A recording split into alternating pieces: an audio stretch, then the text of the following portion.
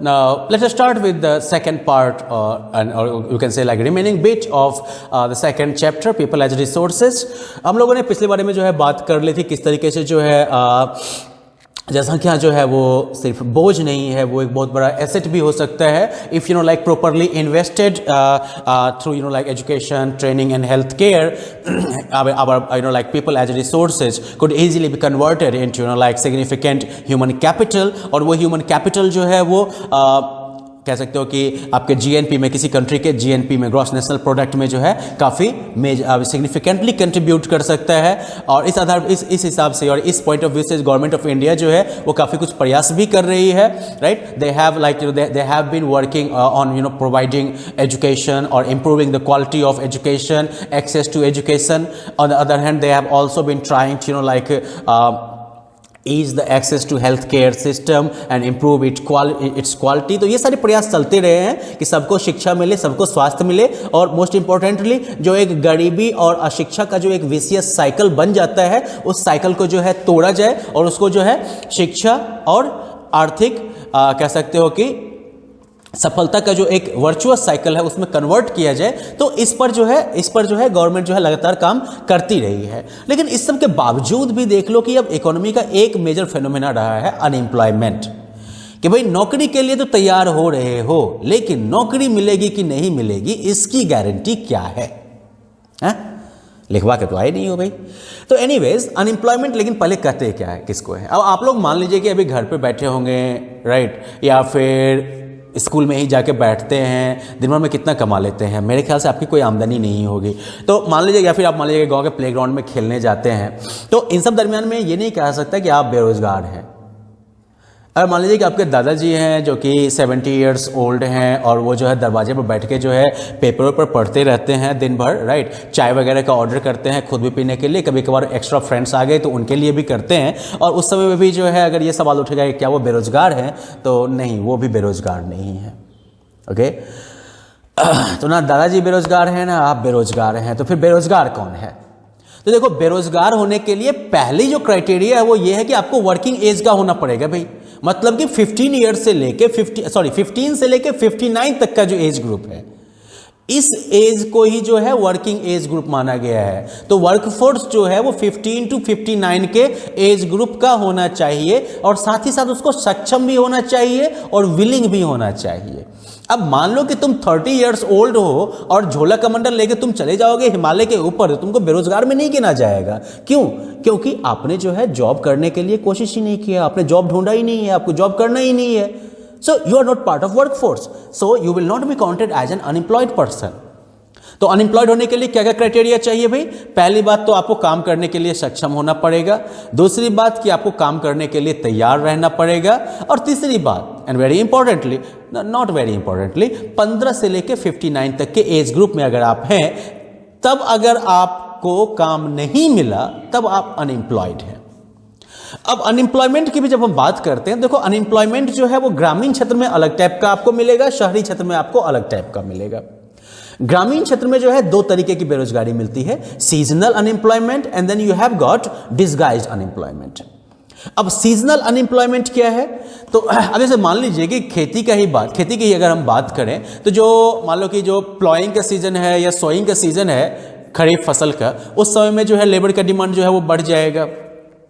Irrigation के time में demand रहेगा, फिर हो सकता है कि हार्वेस्ट के सीजन में जो है लेबर का डिमांड हो बीच में, लेकिन बाकी दिन तो लेबर का डिमांड नहीं रहता है. तो ये सीजनल एम्प्लॉयमेंट हुआ. या फिर मान लो कोई अगर ईंट के भट्टे पर ही काम करवा रहा है तो मजदूरों से, तो वहां पर अक्सर क्या होता है कि जब मानसून आता है तो भट्टे का काम जो है वो बंद हो जाता है. तो उस समय भट्टे के मजदूर क्या करेंगे? गांव वगैरह में मान लो उस समय में कंस्ट्रक्शन एक्टिविटीज भी जो है लगभग रुक जाती हैं, क्योंकि कोई भी जो है दीवार इस तरह से तो जोड़ना नहीं चाहेगा ना कि आप दिन भर जोड़ के आ गए, रात में इंद्र भगवान ने उसको जो है फ्लैट कर दिया, बारिश ने उसको फ्लैट कर दिया. तो इस यहाँ पर क्या हो गया? सीजनल टाइप का एम्प्लॉयमेंट हो गया. जब फेवरेबल सीजन है तो जॉब मिल रहा है, जब सीजन चेंज हो गया तो जॉब मिलना बंद हो गया आपको. तो ये एक प्रॉब्लम है. दूसरी तरह की जो बेरोजगारी मिलेगी वो मिलेगी डिसगाइज्ड बेरोजगारी.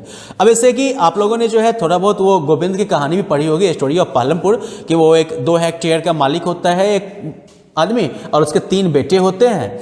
जब बेटे बड़े होते जब बेचारा वो 2 बीघे में खेती कर लेता है और उस खेती से जो है किसी तरीके से घर चल जाता है, बाद में जब उसके बेटे वगैरह बड़े होते हैं तो वो भी जो है पापा के साथ जाके काम करना शुरू कर देते हैं. बाद में गोविंद जो है वो बेचारा जो है चला जाता है, उसकी आत्मा को शांति मिले। बट पॉइंट ये, तीनों बच्चे जो है उन्होंने कहाँ पर रोजगार पकड़ा है, कहाँ पे वो जो एम्प्लॉयड है, खेत में।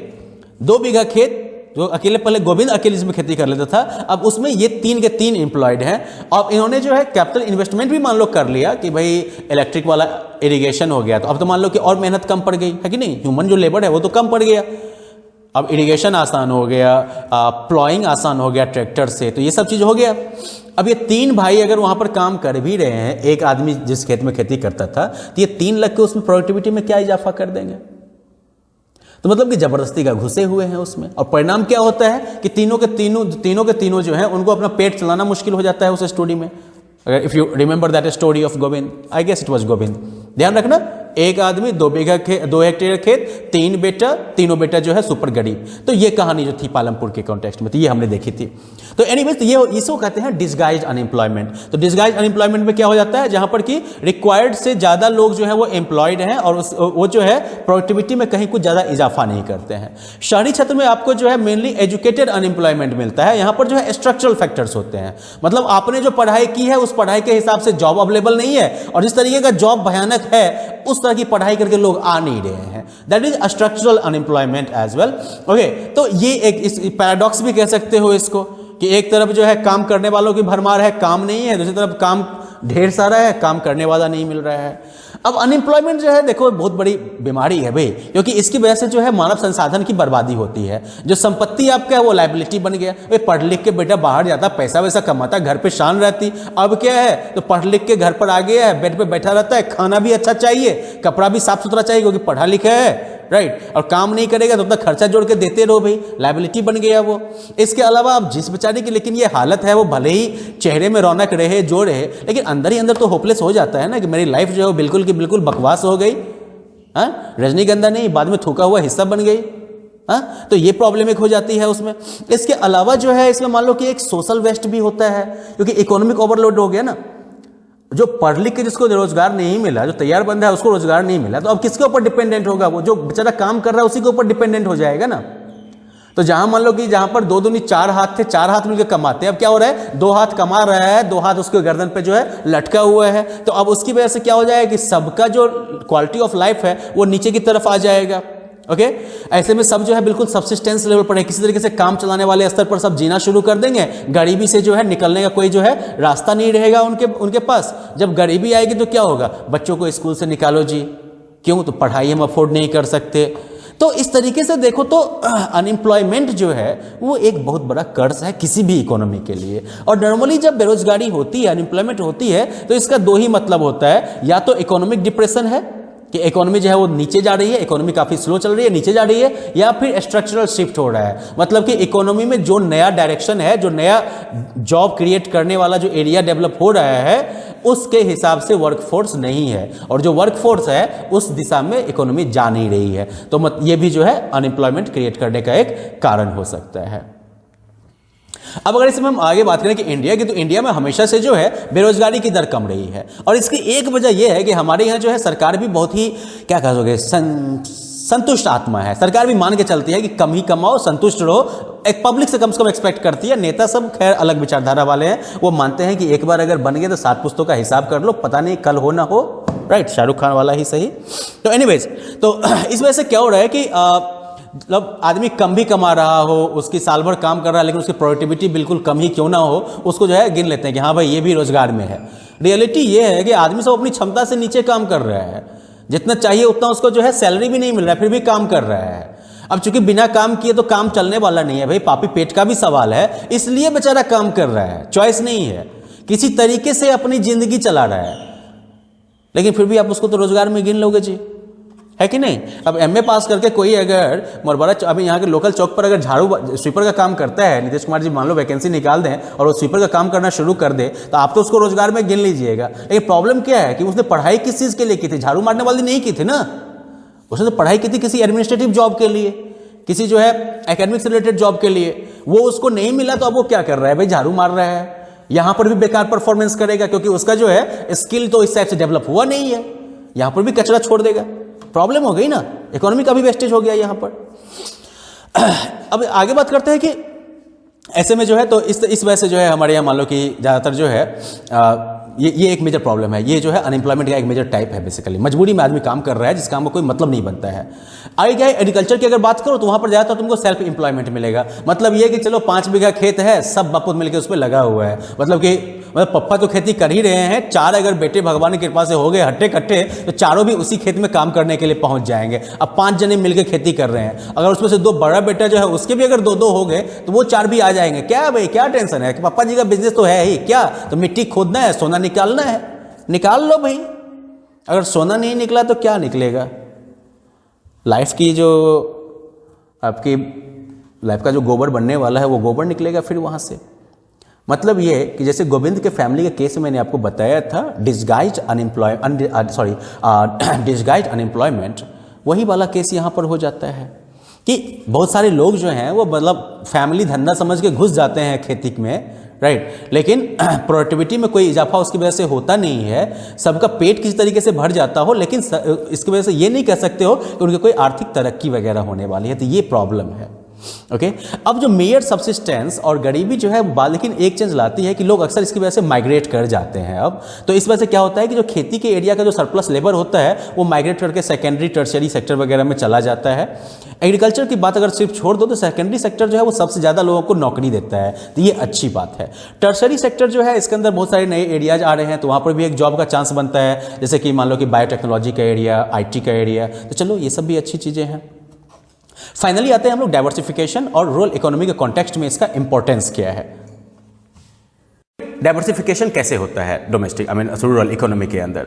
तो डाइवर्सिफिकेशन के लिए we can look at another story in your text book, जहाँ पर कि एक गांव के बारे में बताया गया है किस तरीके से ये गांव जो है वो एक सस्टेनेंस बेसिस पर जो है ये इस गांव में इकोनॉमिक एक्टिविटीज चलती हैं, इन द सेंस कि फार्मर्स जो है वो खेती करते हैं, खेती से जो उपज होती है उस उपज से जो है उनका जो जीवन जो है वो चल जाता है। But if you talk about like life quality and all those aspects, उसमें कोई ज़्यादा जो है सिग्निफिकेंट इंप्रूवमेंट देखने को नहीं मिलता है।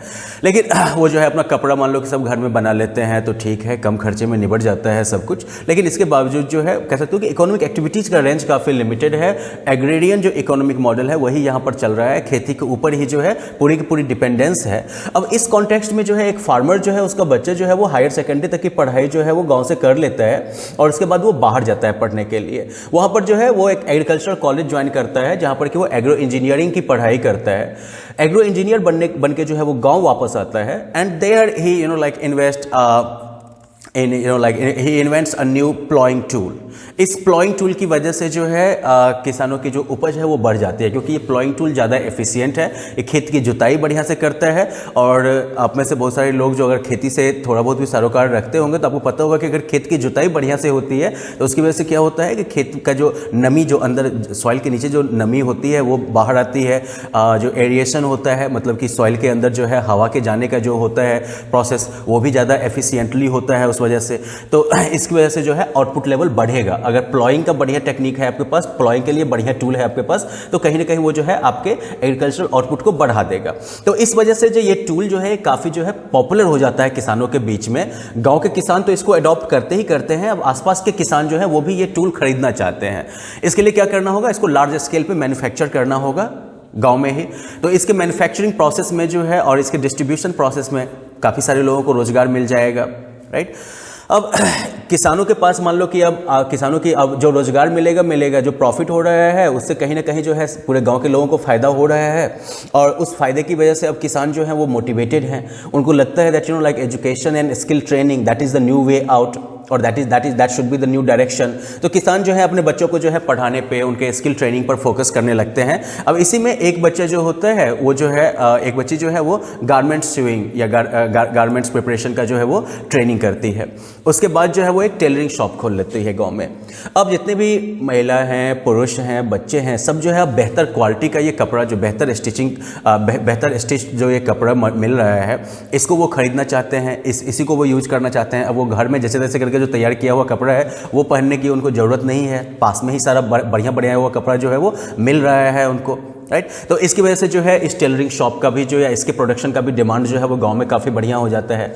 किसानों को या जो लोकली से कंज्यूमर्स हैं उनको क्या फ़ायदा है, तो पहले उनको कपड़ा खरीदने के लिए दूर जाना पड़ता होगा, तो बाजार जाने में काफ़ी टाइम लगता होगा उनको, ये टाइम वेस्टेड गया उनका। जबकि कह सकते हो कि time is you can say that most important you can से पोजीशन दैट यू हैव। तो वो टाइम जो उनका जाता था वो टाइम अब उनका नहीं जाता है। अब उस टाइम को कहाँ यूज कर सकते हैं, उसको वो खेती में लगा सकते हैं, खेत का वो बेहतर ध्यान रख सकते हैं, खेत से जुड़े हुए जो उनके डिफरेंट लेबर एक्टिविटीज़ हैं उसमें वो ज़्यादा जो है कंट्रीब्यूट कर सकते हैं। इसकी वजह से जो उनके खेतों की उपज है वो भी और बेहतर हो जाएगी, वो बढ़ जाएगी। तो इसमें हम क्या देखते हैं कि जितना भी न्यू बिजनेस एक्टिविटी शुरू होगा उसकी वजह से जो है नॉन फार्मिंग जॉब्स ज़्यादा क्रिएट होंगे। तो मतलब कि जो लेबर के लिए भी कह सकते हो कि एम्प्लॉयमेंट का जो एकमात्र जरिया खेती का था, जिसकी वजह से कि डिस्गाइज अनएम्प्लॉयमेंट की प्रॉब्लम जो थी वो बन रही थी, या फिर सीजनल अनएम्प्लॉयमेंट की जो प्रॉब्लम बन रही थी वो प्रॉब्लम दूर हो जाएगी। किसानों का या गांव के जो रहने वाले हैं उनका इनकम लेवल जो है वो बढ़ जाएगा। इसकी वजह से जितने भी गांव के लोग हैं उनको मोटिवेशन मिलेगा कि भाई बच्चों को पढ़ाना है, बच्चों को जो है बेहतर भविष्य देना है। और इसकी वजह से क्या हो जाएगा कि जो एक नॉर्मल पीपल एज रिसोर्सेज का जो कॉन्सेप्ट हमने देखा था, अब हमें जो है सिर्फ पीपल एज रिसोर्सेज हम नहीं देखेंगे, उसके अंदर इन्वेस्टमेंट होना शुरू हो जाएगा। उनके जो है एजुकेशन में इन्वेस्टमेंट शुरू हो जाएगा, उनके स्किल डेवलपमेंट में जो है इन्वेस्टमेंट शुरू हो जाएगा। उनके चूंकि किसानों की आमदनी बेहतर हो चुकी है गाँव में, तो अब जो है उनके न्यूट्रिशनल नीड का भी बेहतर ध्यान रखा जाएगा। वो जो है बेहतर हाइजीन कंडीशंस जो है वो अपने घर वगैरह में या आसपास में मेंटेन कर सकते हैं। और इस तरीके से जो है पीपल एज रिसोर्सेज से जो है ह्यूमन कैपिटल का जो ट्रांसफॉर्मेशन प्रोसेस है वो कंप्लीट हो जाएगा। और ये ट्रांसफॉर्मेशन जो है वो सिर्फ गांव के किसानों को या आसपास जो गांव के जो ग्रामीण पॉपुलेशन है सिर्फ उसी की मदद नहीं करेगी, उन्हीं को फायदा नहीं देगी कि उनकी आमदनी बढ़ जाएगी या उनकी लाइफ क्वालिटी बढ़ जाएगी। ये जो है जीएनपी में भी कंट्रीब्यूट करेगा, जो ग्रॉस नेशनल प्रोडक्ट है उसमें भी एक्टिविटीज जो है वो कंट्रीब्यूट करेंगी। चाहे वो एग्रीकल्चरल टूल बेच के जो पैसा कमाया गया हो या फिर कपड़ा बेच के जो पैसा कमाया गया हो, बाद में किसी ने मान लो डेयरी का धंधा खोल लिया तो उससे वो जो कमाएगा, किसी ने अगर ब्रिक मैन्युफैक्चरिंग का काम शुरू कर दिया तो उससे जो पैसा कमाएगा। तो ये सारी चीज़ें जो है वो कहीं ना कहीं जो है हमारे जीएनपी में भी जो है कंट्रीब्यूट करती हैं, उसको भी बढ़ाती है। और इस तरीके से जो है कह सकते हो कि ये गाँव के लिए भी बढ़िया हो गया और साथ ही साथ जो है देश के लिए भी बढ़िया हो गया। तो इस तरीके से हमें ये देखना, तो इस चैप्टर से हम ये भी एक जो है की नॉलेज गेन कर सकते हैं कि रूरल इकोनॉमी के ट्रांसफॉर्मेशन की जहाँ तक बात है या फिर रूरल एरियाज़ में जो है अगर हम इकोनॉमिक बेटरमेंट चाहते हैं तो इसके लिए हमें रूरल इकोनॉमी को डाइवर्सिफाई करने की कोशिश करनी होगी। जो अभी तक जो एग्रीकल्चर या एग्रेरियन एक्टिविटी जो अभी तक एम्प्लॉयमेंट का जो है मेन सोर्स बना हुआ है, उस डिपेंडेंस को हमको कम करना पड़ेगा। और इसको हम तभी कर सकते हैं जबकि ग्रामीण एरिया में जो है नॉन फार्मिंग एक्टिविटीज को बढ़ावा मिले। लेकिन नॉन फार्मिंग एक्टिविटीज को बढ़ाने के लिए जो है ये जरूरी है कि गांव में जो बच्चे हैं उनको जो है प्रॉपर एजुकेशन दी जाए, उनको जो है रिक्वायर्ड स्किल जो है उसके लिए उनको जो है ट्रेनिंग प्रोवाइड करवाई जाए, ताकि अपने एजुकेशन और अपने स्किल्स के बेसिस पर जो है वो नए तरीके के धंधे शुरू कर सकें। ग्रामीण एरिया में जिस चीज़ का डिमांड हो उनकी भी वो मैन्युफैक्चरिंग कर सकते हैं, दूर के जगहों पर भी जिस तरह की चीज़ों की डिमांड हो उनकी भी वो मैन्युफैक्चरिंग कर सकते हैं। और इस तरीके से जो है एक अलग जो है मान लो कि जॉब क्रिएशन का प्रोसेस शुरू हो जाएगा। यही पढ़े लिखे लोग जो है वो सर्विस बेस्ड जो है काम वो भी शुरू कर सकते हैं, right. They can like be teachers, they can be doctors and everything. और उस तरीके से वो भी जो है फिर एक नया जो है एम्प्लॉयमेंट का एरिया जो है वो क्रिएट हो जाएगा। और इस तरीके से जो है इकोनॉमिक एक्टिविटीज़ का रेंज जो डाइवर्सिफाई हो जाएगा, उसकी वजह से लोगों को जो है अब रोजगार के बहुत सारे ऑप्शंस मिल जाएंगे। लेबर फोर्स जो है वो भी ज़्यादा प्रोडक्टिवली एम्प्लॉयड हो सकता है इस प्रोसेस में। कैपिटल के यूज के लिए भी जो है नए नए एवेन्यूज अब क्रिएट होंगे, जहां पर कैपिटल जो है ज्यादा प्रोडक्टिव साबित होगा, कैपिटल पर रिटर्न जो होगा वो बेहतर आएगा। जो ये पढ़े लिखे लोग, पढ़े लिखे अगर हमारी पॉपुलेशन होगी, स्किल्ड पॉपुलेशन अगर होगी, तो उनके पास जो इंटरप्रेन्योरियल आइडियाज हैं, नए नए बिजनेसेस, नए नए इकोनॉमिक एक्टिविटीज को शुरू करने का जो विजन उनका होगा वो भी काफी एक्सपैंडेड होगा, वो भी काफी क्रिएटिव होगा। तो उसकी वजह से जो है एक्टिविटीज में ओवरऑल जो है काफी बेहतर, या कह सकते हो कि क्वालिटेटिव और क्वांटिटेटिव दोनों लेवल पर जो है उसमें बढ़ोतरी हो सकती है। तो इस तरीके से जो है गांव में भी जो है काफी कुछ प्रॉस्पेरिटी आ सकती है। और अभी जिस तरीके से एक कॉमन परसेप्शन है या फिर हमारा जनरल एक्सपीरियंस भी है कि ग्रामीण क्षेत्र में जो है लोग अलग अलग तरीके के अभाव का सामना करते हैं, वो प्रॉब्लम भी कम हो जाएगी। आज के डेट में मान लीजिए कि हम लोग माइग्रेशन वगैरह के बारे में काफ़ी कुछ बातें होती रहती है, that like why people migrate so much, why do they go to those already crowded cities where living quality actually is not really good for low income group, all those kind of concerns. तो उन पे भी जो है कहीं ना कहीं लगाम लगाने में मदद मिल जाएगी अगर रूरल इकोनॉमी को ज़्यादा से ज़्यादा डाइवर्सिफाई किया जाए, इसके और साथ ही साथ जो हमारे पास जो रूरल पॉपुलेशन है उसको उसमें भी जो है इन्वेस्ट सही तरीके से किया जाए, ताकि जो है उनको जो है वो नॉलेज मिल सके, वो स्किल्स मिल सके जो कि मार्केट के नीड के हिसाब से हैं, जो कि मार्केट के डायरेक्शन के साथ अलाइंड हैं, मिले हुए हैं। और उसके साथ क्या होगा, फिर वो जो है इंटरप्राइज क्रिएट कर सकते हैं, वो एम्प्लॉयमेंट जनरेट कर सकते हैं। और मोस्ट इंपॉर्टेंटली अगर आपके पास स्किल्ड और एजुकेटेड पॉपुलेशन है तो इन इंटरप्राइजेस के लिए ह्यूमन रिसोर्सेज की कभी कमी नहीं पड़ेगी, वो भी जो है काफ़ी इफेक्टिवली अपना काम जो है वो डिलीवर कर सकते हैं, और इस तरीके से जो है सबकी भलाई हो जाएगी। तो anyways that was it for this chapter. We started with like an overview of की economic problem, की limited resources हैं, unlimited wants हैं, इसमें जो है किस तरीके से हम जो है इसमें जो है कैसे जो है ऑप्टिमल जो डिस्ट्रीब्यूशन है रिसोर्सेज का या ऑप्टिमल जो एम्प्लॉयमेंट है रिसोर्सेज का वो कैसे हासिल किया जाए। फिर हमने देखा कि इसमें हमें जो है 3-4 क्वेश्चंस पूछने पड़ते हैं, right, what to produce, how much to produce, how to produce, for whom to produce. इन क्वेश्चंस का जो है हमको एक कह सकते हो कि जवाब ढूंढना पड़ता है, उसके हिसाब से प्रोडक्शन एक्टिविटी होगी। जब प्रोडक्शन एक्टिविटी के लिए हमको फिर 4 फैक्टर्स की जरूरत पड़ती है, ऑल द नेचुरल रिसोर्सेज जिसको कि हम लैंड कहते हैं, लेबर मतलब कि चाहे फिजिकल या मेंटल जो भी मान लीजिए कि हम एफर्ट लगाते हैं किसी पर्टिकुलर गुड्स या सर्विसेज को प्रोड्यूस करने के लिए, तो उसकी जरूरत पड़ती है। फिर हमें कैपिटल की जरूरत पड़ती है which are like human made और man made you can say resources और मैन मेड फैक्टर्स जो कि लैंड और लेबर के प्रोडक्टिविटी को क्वालिटेटिवली और क्वांटिटेटिवली जो है बढ़ाते हैं, आगे ले जाते हैं। बेसिकली कैपिटल हो गया वो टूल्स या वो जो है रिसोर्सेज जो कि आगे किसी दूसरी चीज़ों के या सर्विसेज के प्रोडक्शन में जो है कंट्रीब्यूट करते हैं। और most importantly like enterprise factor, जहाँ पर वो लोग हो गए जो कि इन तीनों फैक्टर्स ऑफ प्रोडक्शन को जो है ऑर्गेनाइज करते हैं और उसके बेसिस पर जो है प्रोडक्शन एक्टिविटी को रन करवाते हैं। इन फैक्टर्स के इन्हीं फैक्टर्स ऑफ प्रोडक्शन के द्वारा जो है अलग अलग तरह की इकोनॉमिक एक्टिविटीज़ होती हैं। इन इकोनॉमिक एक्टिविटीज़ को जो फिर हम 3 हिस्से में बांट सकते हैं, primary sector activity, primary sector, secondary sector and tertiary sector. Primary sector जहां पर कि डायरेक्टली हम नेचुरल रिसोर्सेज का एक्सप्लॉयटेशन करते हैं which involves like farming, fisheries, animal husbandry, mining activities, ये सब जो है आपका इस सेक्टर में आ गया। अगला आपका हो गया फिर मैन्युफैक्चरिंग सेक्टर। मैन्युफैक्चरिंग सेक्टर के अंदर जो है बेसिकली हम कोई भी रॉ मटेरियल लेते हैं और उस रॉ मटेरियल को प्रोसेस करके जो है हम मैन्युफैक्चर्ड सामान जो है वो या तो पब्लिक के यूज के लिए सीधा देते हैं या फिर आगे किसी दूसरे चीज के प्रोडक्शन में जो है फिर उस सामान का यूज हो जाता है। फिर आगे आते हैं हम टर्शियरी सेक्टर, ये आपका हो गया सर्विस सेक्टर जिसके अंदर की आपका बैंकिंग आ जाता है, banking, insurance, health care, education, IT sector, ये सारी चीज़ें जो है आपके सर्विस सेक्टर के अंदर चली जाती है, biotechnology and all those kind of things. तो इन तीनों सेक्टर्स में जब देखा जाए तो इंडिया में जो है अभी भी एम्प्लॉयमेंट जनरेशन के टर्म्स में सबसे बड़ा रोल जो है वो प्राइमरी सेक्टर प्ले कर रहा है, उसमें भी खास करके एग्रीकल्चर जो है वो कर रहा है। लेकिन एग्रीकल्चरल सेक्टर की अगर हम बात करें तो ये तीनों सेक्टर जो है मेन कर रहे हैं। अब यहाँ पर जो है एक प्रॉब्लम क्या आती है कि एग्रीकल्चर सेक्टर जो है वो जो है ओवर सैचुरेटेड है अगर लेबर सप्लाई के टर्म में कहा जाए तो। जब बहुत सारे लोग जो है वो एग्रीकल्चर के ऊपर डिपेंडेंट हैं, जिसकी वजह से जो है रूरल इकोनॉमी के अंदर हमको 2 तरीके का जो है अनएम्प्लॉयमेंट देखने को भी मिल जाता है, seasonal unemployment and disguised unemployment. Seasonal unemployment जबकि आपको कभी काम मिलेगा कभी काम नहीं मिलेगा depending on agricultural needs. Disguised unemployment हो गया जहां पर कि सब जो है खेत में खुरपी तो चला रहे हैं लेकिन उसकी वजह से कह सकते हो कि प्रोडक्टिविटी में कोई इजाफा जो है वो नहीं हो पा रहा है। अगर एक आदमी जितना काम कर सकता था उसके पर अगर 5 आदमी भी लग रहे हैं और प्रोडक्टिविटी अगर उतनी रह गई तो मतलब कि 4 आदमी जो है वो बेसिकली डिस्गाइज्ड अनएम्प्लॉयमेंट के शिकार हैं। तो इसके रिस्पॉन्स में जो है ग्रेजुअली, चूंकि इसकी वजह से क्या होता है कि लोगों का इनकम लेवल जो है वो नहीं बढ़ता है, जो एक जनरल पॉवर्टी का लेवल है वो मेंटेन रह जाता है, वो एक्चुअली बढ़ता ही चला जाता है। इसकी वजह से बहुत सारे लोग जो है अब इससे जो है मूव करके माइग्रेट करके जो है सिटीज वगैरह की तरफ जाते हैं, वहां पर वो जो है दूसरा जो है एम्प्लॉयमेंट अपॉर्चुनिटी वगैरह खोजते हैं। लेकिन आगे जाकर अगर देखो तो सेकेंडरी सेक्टर जो है वो सबसे ज़्यादा जो है जॉब क्रिएट कर सकता है, ये सबसे ज़्यादा जॉब क्रिएट करता है मैन्युफैक्चरिंग सेक्टर।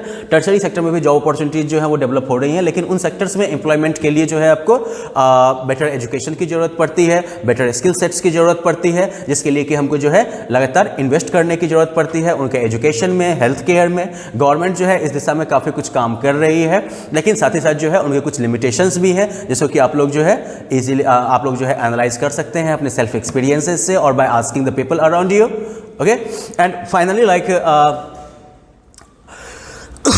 जब हम अर्बन एरियाज़ की बात करते हैं तो वहाँ पर जो है हम ज़्यादा देखते हैं कि एजुकेटेड जो है अनएम्प्लॉयमेंट है, और उसकी एक वजह हो जाती है स्ट्रक्चरल फैक्टर्स कि जिस स्किल सेट, जिस नॉलेज या जिस स्किल्स के साथ ये जो है तैयार हुए हैं उनकी डिमांड नहीं है मार्केट में, और जिन स्किल्स या जिन नॉलेज की ज़रूरत है उसके लिए जो है लोग अवेलेबल नहीं है। तो ये एक प्रॉब्लम क्रिएट करता है। अनएम्प्लॉयमेंट का सबसे बड़ा जो कह सकते हो कि असर है वो ये है कि जो एक ह्यूमन एसेट हमारे पास था, human resource as an asset जो हमारे पास था, वो एक लाइबिलिटी बन जाता है, क्योंकि जो बेरोजगार आदमी होगा वो भी किसके हिस्से से खाएगा, जो काम कर रहे हैं उनके हिस्से से वो लेके खाएगा, और इसकी वजह से क्या हो जाएगा कि सबका जो लिविंग स्टैंडर्ड है वो घट जाएगा, राइट। क्योंकि ज़्यादा लोग डिपेंडेंट हो गए हैं, जो काम करने वाले हाथ हैं वो बैठ गए हैं, जो खाने वाला मुंह है वो तो अपना काम कर ही रहा है। इसकी वजह से जो है क्या हो जाएगा, लोगों का जो लाइफ क्वालिटी है वो डिमिनिश होगी। इसकी वजह से जो है स्कूल से बच्चों का विड्रॉल वगैरह जो है वो भी बढ़ सकता है। तो इसलिए जो है कह सकते हो कि अनएम्प्लॉयमेंट जो है वो किसी भी कंट्री के लिए सबसे बड़ा अभिशाप हो सकता है, और साथ साथ जो अनएम्प्लॉयमेंट यूथ हैं उनके लिए तो अभिशाप ये है ही।